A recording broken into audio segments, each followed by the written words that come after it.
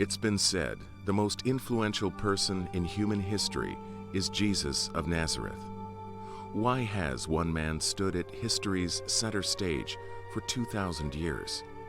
Some would say it was because of his exemplary life and wisdom, others that it was the miracles attributed to him. And millions of Jesus followers would go further, pointing out that according to the New Testament, the Son of Mary was actually God walking among us in human body. Now there is a new bestseller that takes issue with the accounts of the Bible. According to the Vinci Code, the New Testament's description of the deity of Jesus is the result of a cover-up, a grand religious and political conspiracy.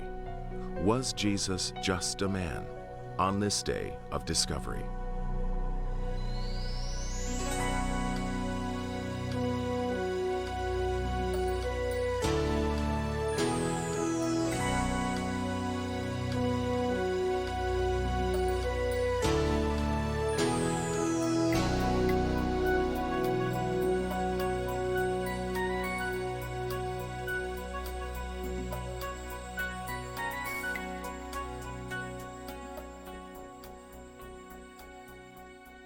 This is the land of the Bible, modern nation of Israel, and homeland of the prophets. Here, Jesus was born in Bethlehem, called followers from the shores of Galilee, and died outside the walls of Jerusalem. Who was this man millions call Lord? That question has led Day of Discovery's Mark D. Hahn and Jimmy DeYoung to the heart of Jerusalem's old walled city, and to the threshold of the ancient Church of the Holy Sepulchre. Hello, I'm Mark D. Hahn. And I'm Jimmy DeYoung, and we've come here to the Church of the Holy Sepulchre in the old city of Jerusalem, one of the traditional sites for the death, burial, and resurrection of Jesus. In the 4th century, when this church was built, Constantine had sent his mother into the Holy Lands to build churches on sites that would commemorate the life of Jesus Christ. In Bethlehem, the Church of Nativity, his birth, of course. And then on the Mount of Olives, the Church of Ascension, when he ascended into heaven. And here at the Church of the Holy Sepulchre, depicting the death, the burial, and the resurrection of Jesus Christ. This Church of the Holy Sepulchre also stands as a memorial to a dramatic religious and political shift that occurred under the Roman Emperor Constantine.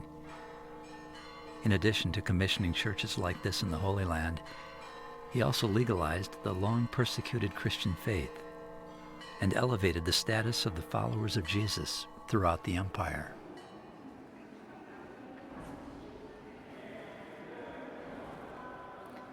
If Constantine can be linked to this, one of the oldest churches in the world, is it also possible, as a best-selling novel suggests, that he also had a hand in rewriting the history of the Bible? According to the Da Vinci Code, Constantine commissioned and then financed his own version of the Bible that downplayed the human traits of Christ and embellished those stories that portrayed him as divine. Constantine held a famous ecumenical gathering known as the Council of Nicaea. Until that moment in history, Jesus was viewed by his followers as a mortal prophet. A great and powerful man, but a man nonetheless, a mortal. In an age when many are already wondering whether or not any history can be understood and believed, what does this mean for those who believe that Jesus is the Son of God? For centuries, people have come here from all over the world to remember Jesus' place of crucifixion. They kneel beside exposed rock that might have held his cross. Nearby, under a great rotunda, they wait in reverence to enter an interior chapel that covers what many believe to be Jesus' tomb. Today, that tomb is empty. But now, in part because of the Da Vinci Code, many are wondering where the idea of an empty tomb came from.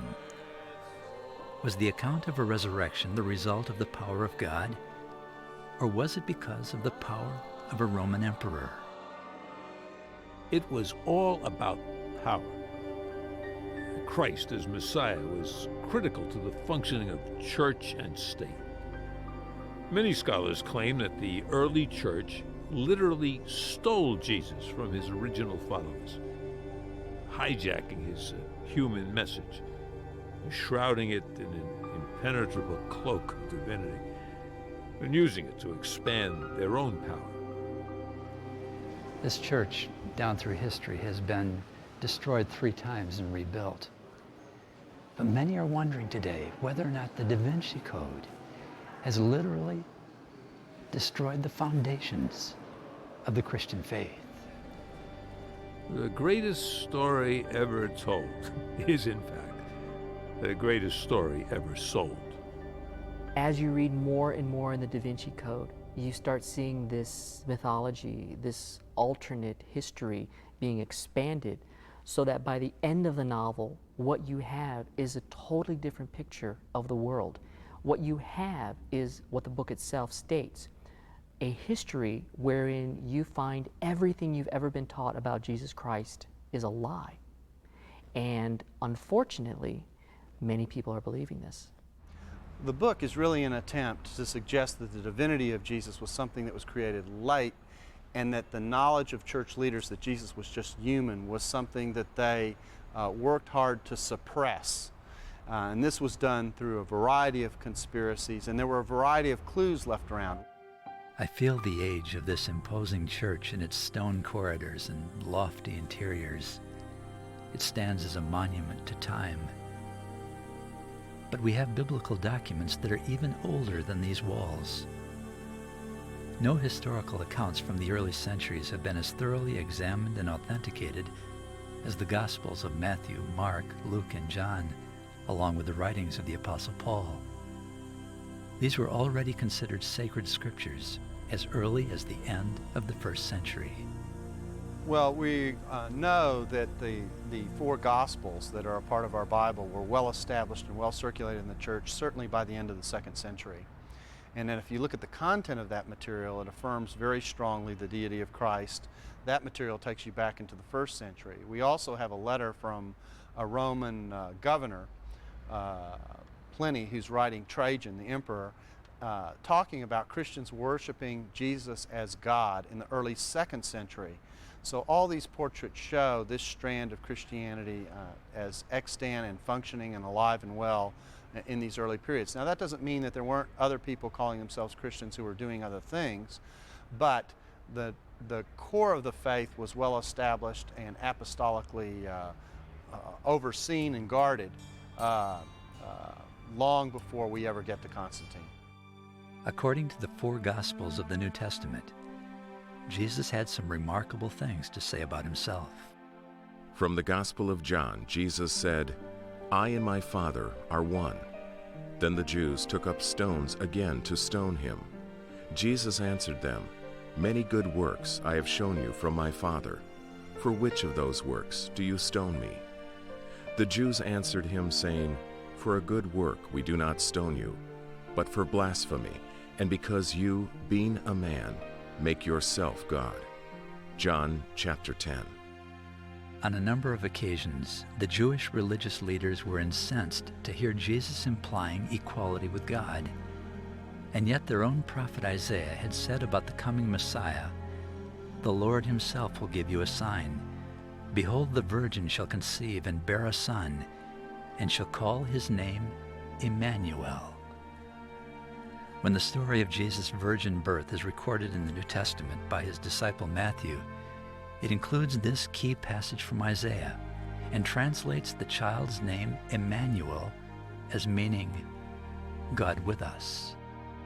From the Gospel of Matthew, Mary will bring forth a son, and you, Joseph, shall call his name Jesus, for he will save his people from their sins.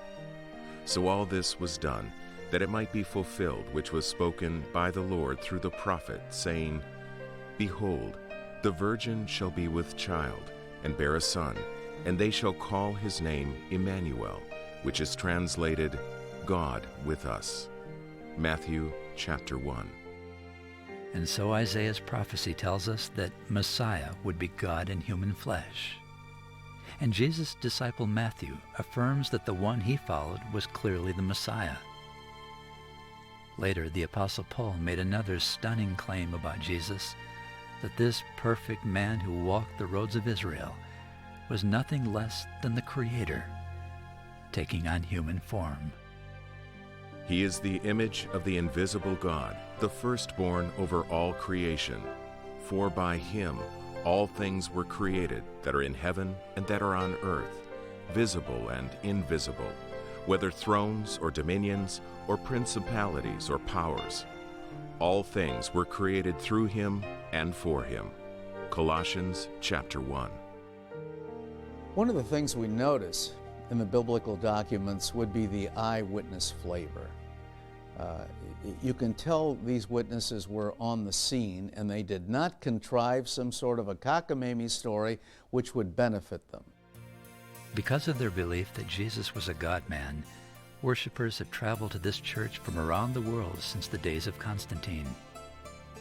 But what about those earlier followers of Jesus before Constantine?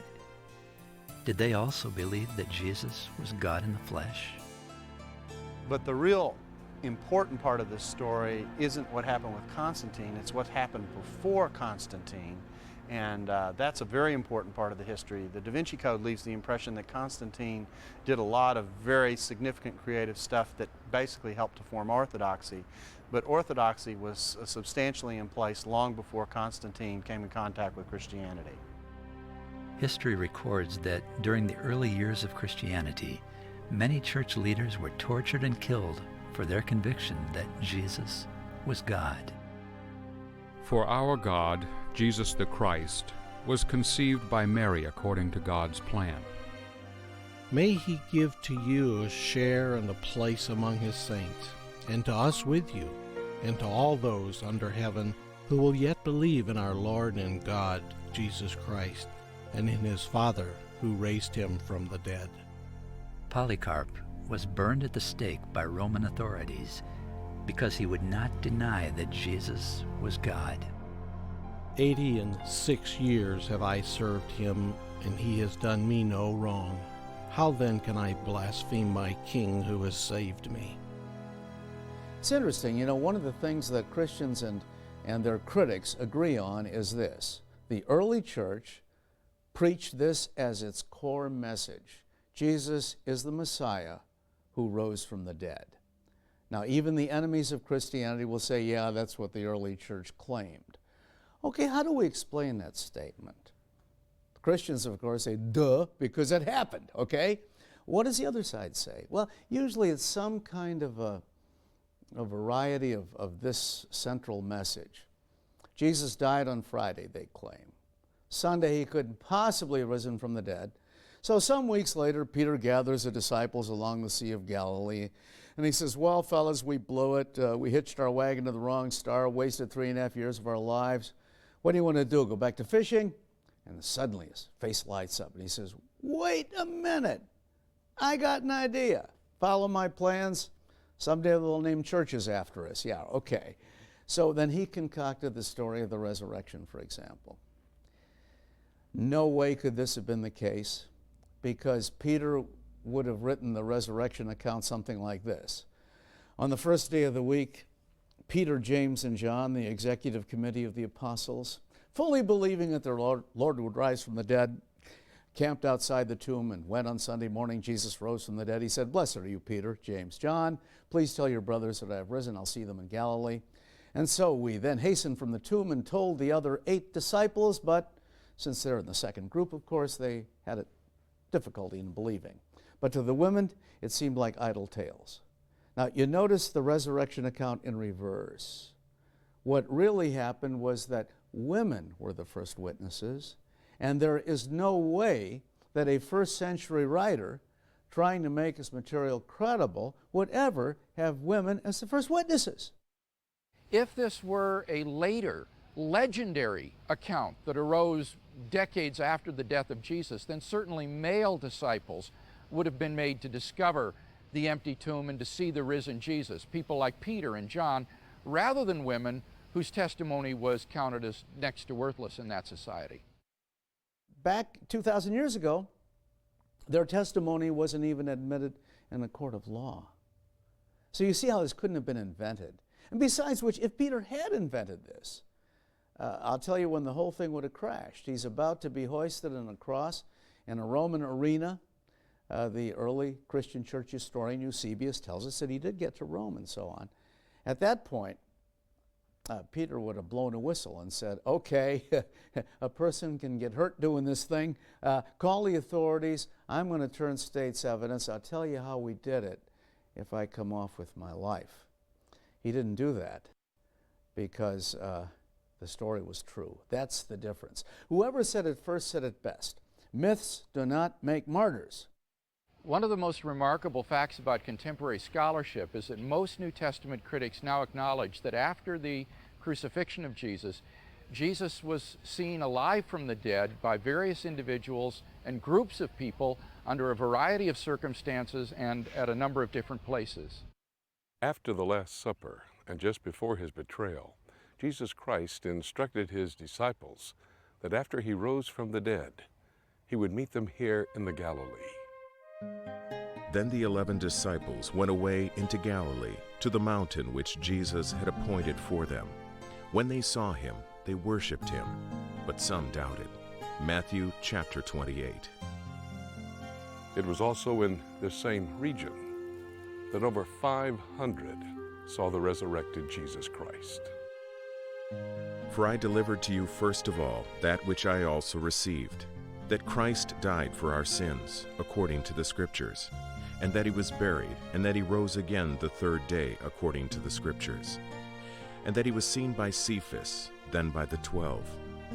After that he was seen by over 500 brethren at once, of whom the greater part remain to the present. 1 Corinthians chapter 15. You know, the basics of the Israeli breakfast haven't changed over the last 2,000 years. Well, maybe with the exception of hot tea. But you have your fish, your olives, your bread. And according to the oldest and most reliable Gospels, we have information that Jesus Christ prepared and then served his disciples after his resurrection a breakfast right here on the shores of the Sea of Galilee. Jesus said to them, "Come and eat breakfast." Jesus then came and took the bread and gave it to them, and likewise the fish.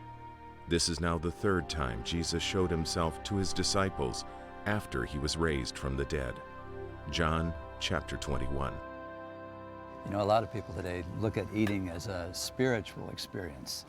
And yet from a New Testament point of view, it was the physical act of breaking bread, of eating fish here on the shoreline of the Galilee that Jesus of Nazareth used to convince his disciples that they weren't seeing a vision.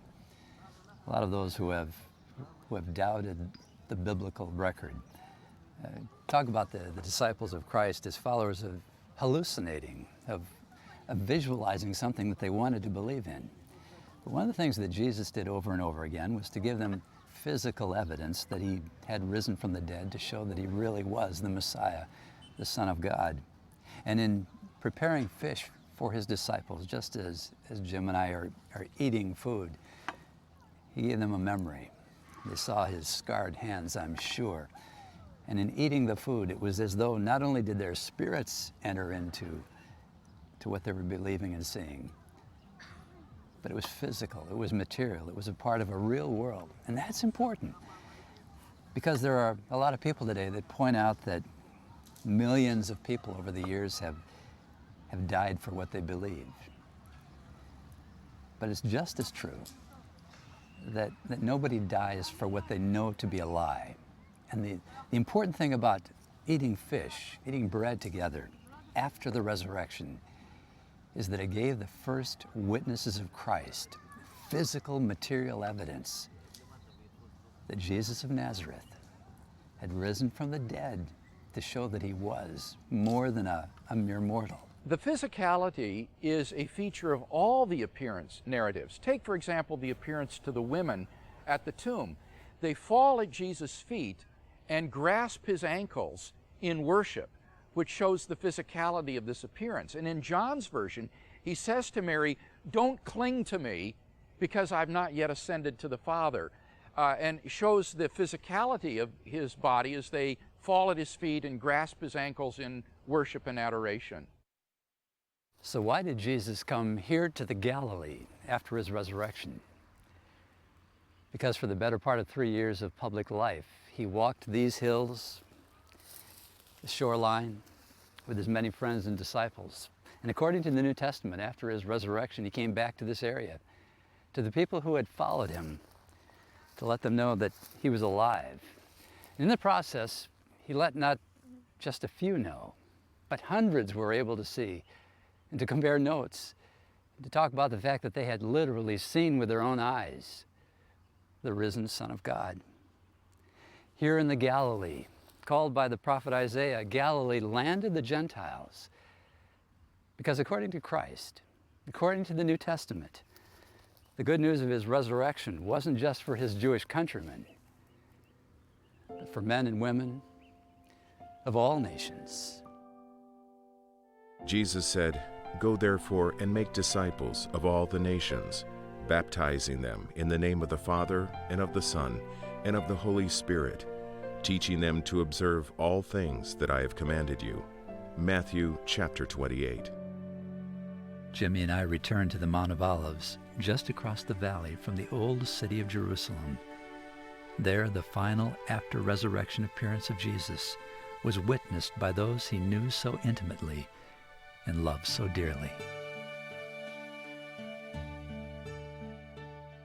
This is Augusta Victoria Hospital, located here on the Mount of Olives. It also is the site of one of the traditional locations for the Ascension, Church of the Ascension here, commemorating Jesus Christ ascending into heaven. Many, many steps to go to the tower. They say the view is unbelievable.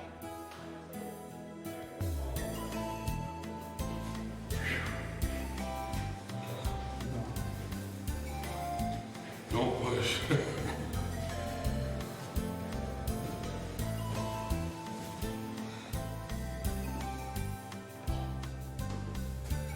The window.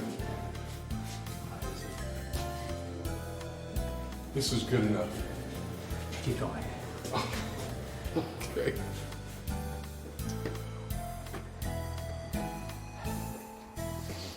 You all right? Oh, not as bad as I thought. Hey, Worth look- hey, look- look here. 144 steps. I don't know if it was worth the climb, but the spot is. The This significance. is beautiful. Temple Mount, Dome of the Rock, and that's out towards Okay, This is out Judean- towards Bethany, Okay. out back towards the Jordan River, Jordan Valley. And then the Judean wilderness over here. Okay. This is the bell tower. I don't know if I've been in. Hey, you know the good news? This goes off once an hour. Yes. You know what time it is? You know the bad news? We got 5 minutes. Before it goes Look, off. look at the size of those. This is out towards the new city of Jerusalem.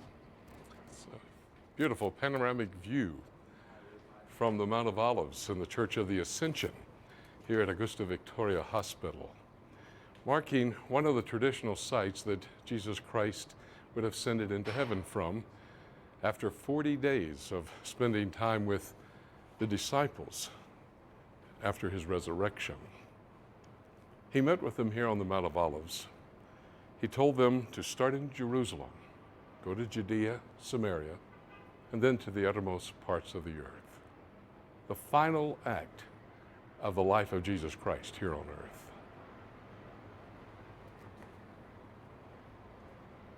If we accept the records of the New Testament, the truth about Christ lies not with the bones of Mary Magdalene, and not with a fictional alternative to the life of Christ, but rather with the accounts of eyewitnesses, men and women who lived and walked and talked and saw the miracles of Christ, saw the quality of life he lived, a life that ended voluntarily when he said that he had to die for sin. And then 3 days later, rose from the dead to show himself alive.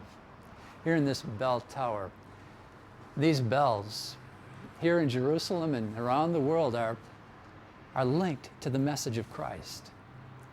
to the good news that the Messiah has come, that he lived, that he died, that he rose again to offer new life to anyone who would trust in him.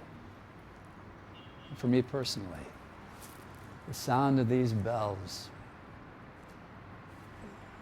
is much greater.